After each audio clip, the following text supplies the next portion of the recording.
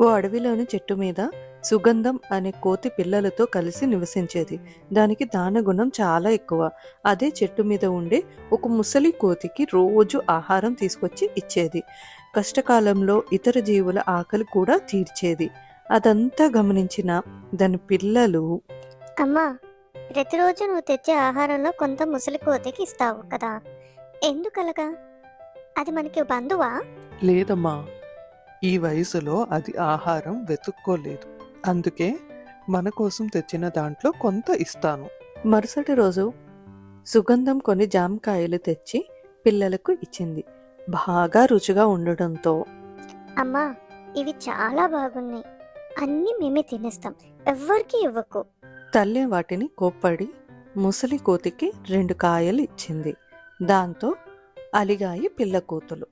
ఒకరోజు సుగంధానికి జ్వరం వచ్చింది. ఆహారం కోసం వెళ్ళే ఓపిక కూడా లేదు.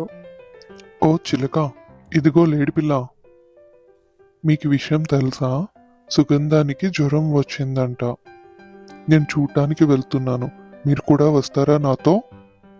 సుగంధం, సుగంధం, నీకు ఒంట్లో బాగోలేదని తెలిసింది. జ్వరం అంట కదా, ఇగో పసరు మందు వేసుకో, తగ్గిపోతుందిలే. పిల్లల ఆహారం కోసం నువ్వు భయపడకు, నీ ఆరోగ్యం కుదుటపడే వరకు మేము తీసుకొస్తాం. అలా సుగంధం ఆరోగ్యం కుదుటపడే వరకు ముసలి కోతి, లేడి, చిలుక ఆహారం తీసుకొస్తూ అండగా నిలిచాయి. కొద్ది రోజుల్లోనే అది కోలుకుంది. అమ్మా, సాయం చేసే నీ గుణమే కష్టకాలంలో మనల్ని ఆదుకుంది. మనం ఎవరికైనా మేలు చేస్తే అది తిరిగి ఏదో ఒక రూపంలో అండగా నిలుస్తుందని అర్థమైంది.